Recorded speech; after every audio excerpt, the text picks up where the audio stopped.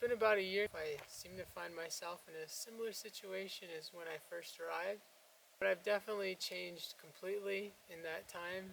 I was so full of anger and fear, not really knowing where to direct it, still wanting to do what I had set out so long ago to do, which was build solar installations.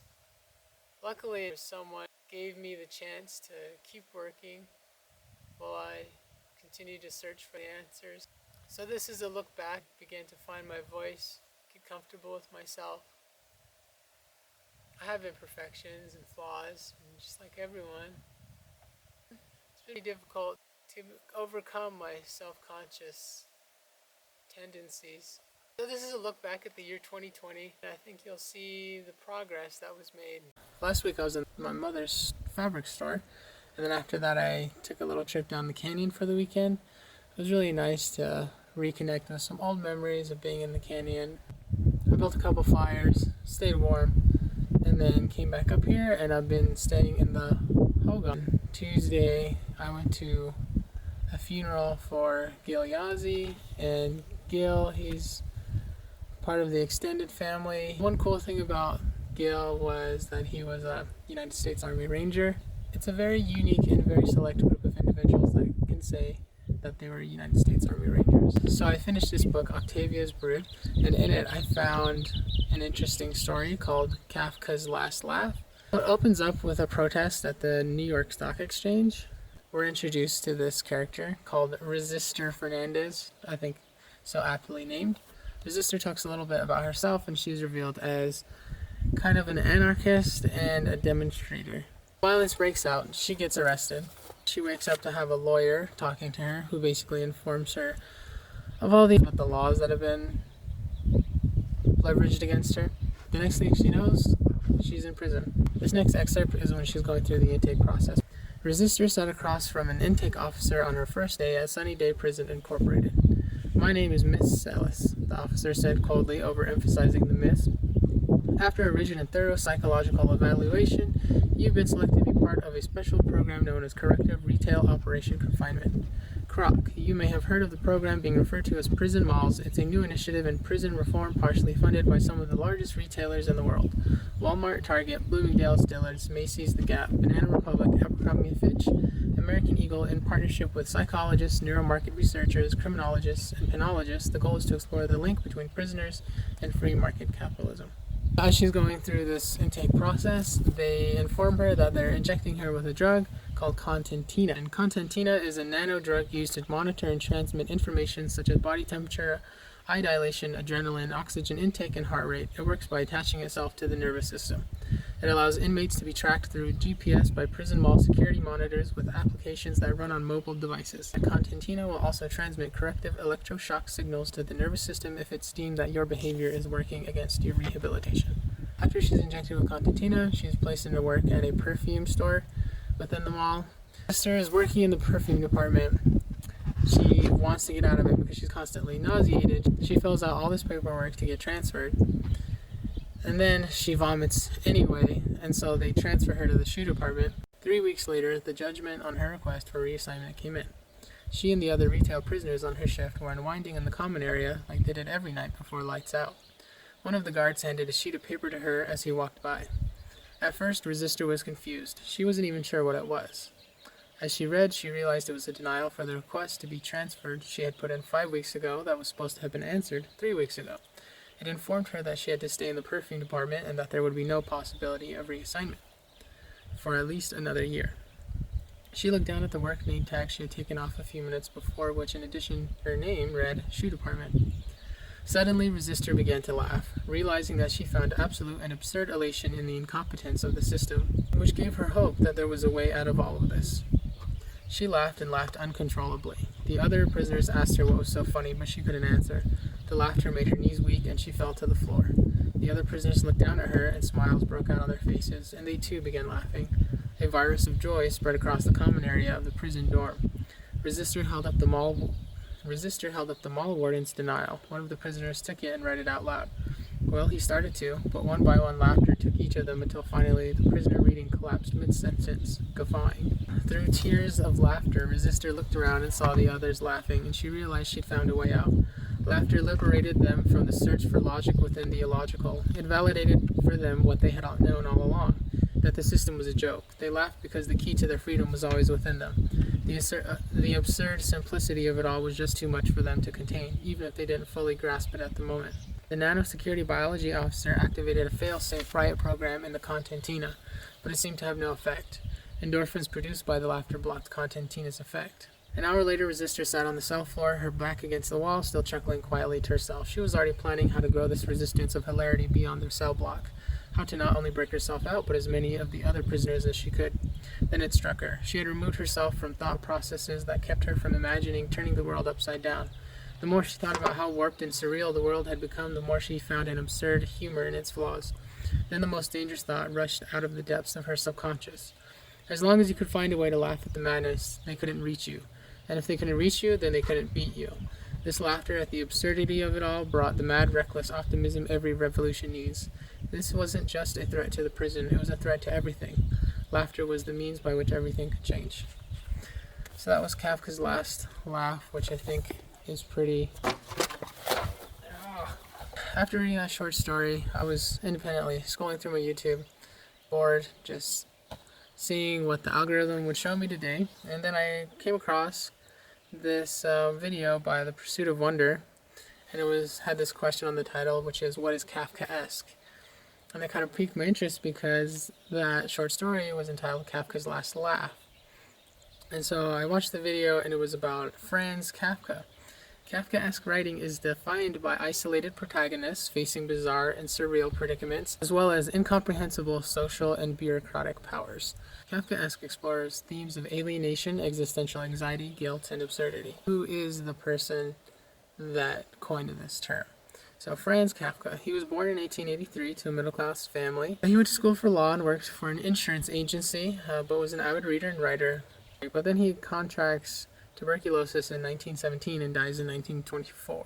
The thing about Franz Kafka is that he didn't even really become famous until after his death. When he died, he instructed his best friend to look in this box and destroy all of the writings. Well, his friend didn't do that, and he published all of his works. The nice thing is the days are getting longer, and summer and spring are approaching.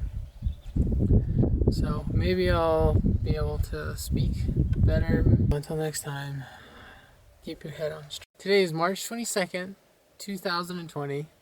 It is the equinox. Happy equinox and happy spring. It's been a while since I made one of these. What you really need to do is you need to understand the root of the problem, how to solve it, who are the players involved, and I'm really new. Even though I grew up here, I'm basically starting at like level 0 again. And this entire thing has just been one really drawn out long lesson, which I'm tired of, but whatever, I'll get past it.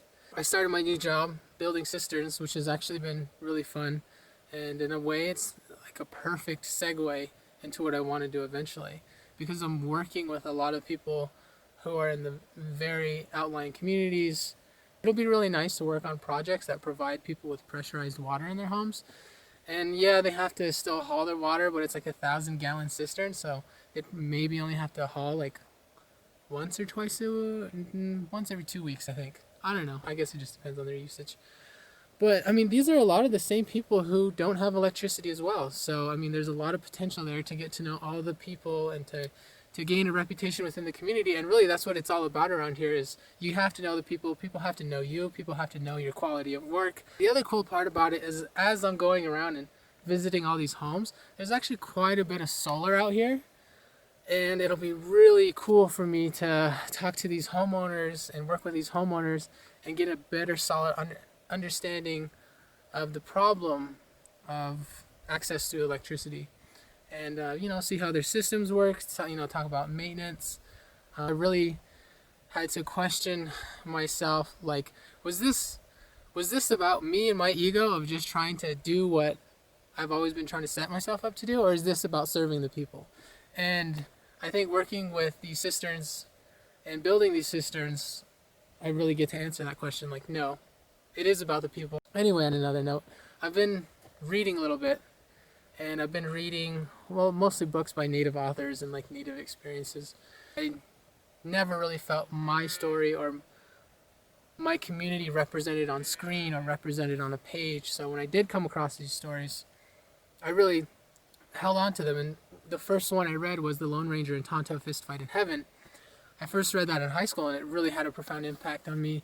I'm just going to go through these books real quick. So this one, I don't know if you can see it, Sherman Alexie's Flight. It's about a time-traveling native orphan, and he actually almost becomes a mass shooter, and he's saved by the fact that he explores the history of what happened here, which is pretty horrific. But then he ends up coming to the conclusion that like violence is not the answer. And then the next one is James Welch's Winter in the Blood. Really good one. I really enjoy it. It's about a self-destructive young man who recently comes home. It's in Montana, and my best friends are from Montana. They're natives, and so I drove that whole high line, and I saw all those reservations, and it was a pretty cool experience for me. And then also relating to the book because I read that one in college. This one, Cormac McCarthy. It's called Blood Meridian. That one's a little problematic just because it's from the world view of the colonizer and a guy who's with the Glanton Gang. The Glanton Gang is an actual historical group of people who hunted for native scalps and, committed massacres and such. So it's a good, I don't even know if I would recommend it, but I mean, so many people praise the book. Louise Erdrich's Shadow Tag.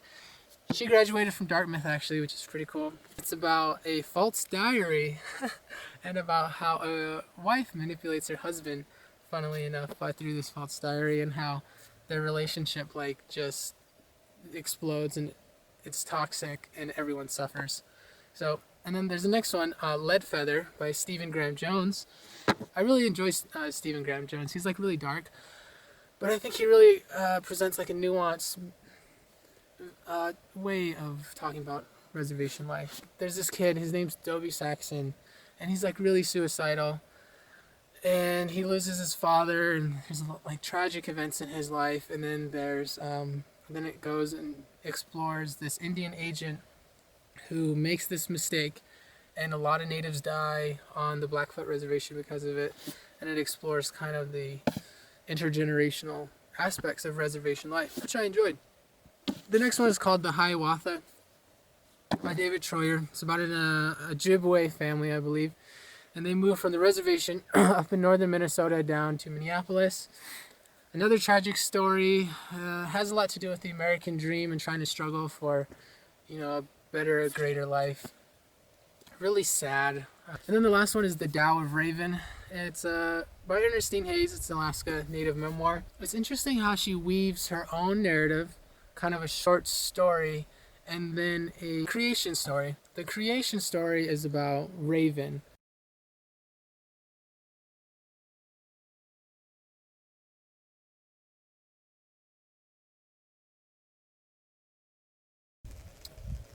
Back to quarantine.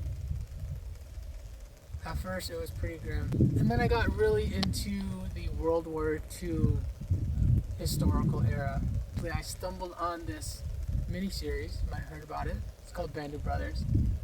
It's made by HBO. At first I thought it was a little melodramatic. I was just come on, this is going to be some cheesy. It was really good. What I was so interested in was what is in the mindset of the nation as it is preparing itself to do one thing, which is become a war machine. So that means so much of its economy is dedicated to the production of war-making materials, spitting out bullets, tanks, ships, planes, everything just to kill the next group of people sitting next to you. Then I went on to a documentary. I took footage of the war in color and then it paired that with real accountings of the war. So these were people's diaries, but they also had them in an interview. One story that really stuck with me was this pilot, and he's from the United States, and he was based in Great Britain. He was flying these missions over Germany, and he's in this he's in one of the B-52, B-29, I can't really remember, bombers, and he was writing this book this whole time. about the war and about his experiences, and he just described in vivid detail and really put you in the seat of what it was like to go on these missions. And it was cold and it was uncomfortable, and you had to just sit there in these basically flying targets, these metal steel targets, and his descriptions of what it felt like flying straight into Germany and then flying straight back through flak, being harassed by enemy fighter pilots and hoping that he would have fighter pilots on his side, and sometimes he was flying like basically suicide missions. Okay, so he has enough missions to go home, but he chooses to stay on to fly one of the fighter pilots. And in his accounts, like, that's all he really wanted to do was fly these fighter pilots, and he's so stoked to fly these fighter pilots. And then the documentary cuts to a scene where it's another account of basically someone who was watching him, and he's chasing this German fighter, and he's shooting at it, and he chases it all the way to the ground, and he can't pull up in time, and his plane smashes right into the ground, and he's killed in action. I think that story just like hit me the hardest, where there's this guy and he's like living throughout the whole war. He has the chance to go home, but he says, no, I'm going to stay on, and gives such great, vivid, detailed accounts of what's happening, and then he's just gone like that. Then I found this book at home. It's called The Winds of War. It follows this American naval family, explores a different side that I hadn't seen of the World War II historical era. So for instance, he gets into the literature that explores the philosophical, socio-political ideas of the Nazi regime. But I think what he also does a great job of is putting in great detail the colonialism at the time and the empire of different nation states. Getting to the characters after that long introduction. So there is Victor Henry, also known as Puck. He is pretty much the main character, although there's a lot of characters within the story, and it follows his family. So him being the father, right?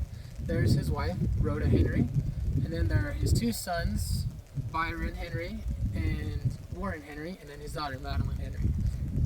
So Warren Henry, he is a naval officer, followed his dad, really respects him, and really both of his sons really look up to him. And then Byron Henry, he is in the naval officer reserve or something of the nature, and he went to Columbia. He at the beginning of the book, he's in Rome.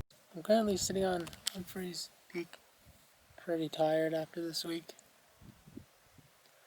I had a lot of thoughts coming up here, but then it seems like all of the physical exertion just burned them off. I think I'll finish talking about that book, The Winds of War, though. The book spends about 200 pages on Pearl Harbor, which I think is pretty fitting, because Pearl Harbor was such a huge event that brought the United States into the war. And the book kind of ends there. And as for the second book, it really has an emotional weight to it. A lot of the characters do die, and the characters that remain, they're so altered by the events of the war that they end up in such different places than they began at the start of the book, and everything is different for every single character. We've installed 3 cisterns so far, and I consider the work I do to be pretty sacred. Working with the people that I do, who are all Navajo and who speak Navajo, that's really nice. There's certain things about my job that are priceless. Like driving my truck, I think that's pretty cool, pretty priceless. Listening to KTNN all the time. Just cruising through Navajo land. There's nothing else like it.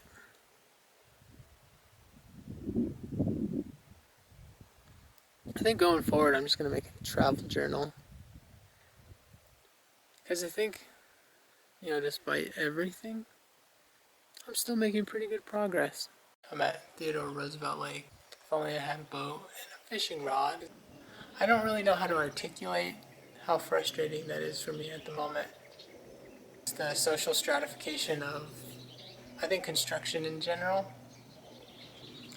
and it's becoming more obvious to me as I'm doing what I'm doing, because in my current job, because I don't understand 100% yet how NECA operates and works and what I need to be doing to make sure my projects move smoothly.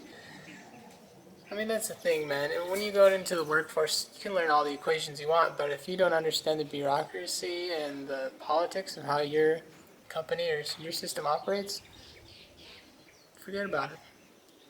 Getting to build cisterns this past year was such a privilege that I'll never forget. A real honor to be able to work with the crew that I was able to work with. I'm taking a break with the crew and drinking Pepsi to one of the elders who looked me in the eye and told me I was a good man, to all of Benson's really interesting and funny story. All of it was an experience that gave me a reason to keep moving forward. All of the people that I've served over the past years gave me so much more than I could have ever tried to give them. They were the part of my story that kept it interesting. Yeah. I'm just so happy that I finally got here. It's been just worth more than anything to be able to meet all of those people and to travel to the places that I have, to experience the food and the environments. I started these journals about 4 years ago. I was looking for the answers to why I was the way that I was, and could things have been any different? Part of me was leaving these clues and these feelings that I knew I had to do something, to find something. And the last piece of everything came together right before New Year's. And part of me has that resolution now. Now whatever happens next, I know I'll be able to leave in peace. And I'll be happy. I'll be free. It was really nice coming home, getting to see all my nephews and nieces from the time that they were just babies and how I took care of all of them till now. And such a beautiful thing to watch children and the next generation grow up. There's one last thing I have to do. I don't know why, I get these feelings. There's a bounty for brown trout up at Lee's Ferry, and I've been fishing quite a bit. I haven't caught the brown yet. I like to finish all of the things that I start. So this brown trout is really the last thing on my list. In the spirit of fishing, I have this book called The River Runs Through It. His father asks him, "You like to tell true stories, don't you?" he asked. And I answered, "Yes, I like to tell stories that are true." Then he asked, "After you have finished your true story sometime, why don't you make up a story and the people to go with it? Only then will you understand what happened and why. It is those we live with and love and should know who elude us. Now nearly all those Now nearly all those I loved and did not understand when I was young are dead. Now nearly all those I loved and did not understand when I was young are dead. But I still reach out to them. Of course, now I'm too old to be much of a fisherman. Now, of course, I usually fish the big waters alone, although some friends think I shouldn't. Like many fly fishermen in western Montana, where the summer days are almost arctic in length, I often do not start fishing until the cool of the evening. Then in the arctic half-light of the canyon, all existence fades to a being with my soul, and memories and the sounds of the big Blackfoot River, and a 4-count rhythm, and the hope that a fish will rise. Eventually all things merge into one, and a river runs through it. The river was cut by the world's great flood and runs over rocks from the basement of time. On some of the rocks are timeless raindrops. Under the rocks are the words, and some of the words are theirs. I fought long and hard to tell a story that I myself would deem worth living. And it's Much more than worth living. It's worth telling. I'm not sure what happens next. I think it doesn't matter all too much. I'm just going to focus on this brown trout.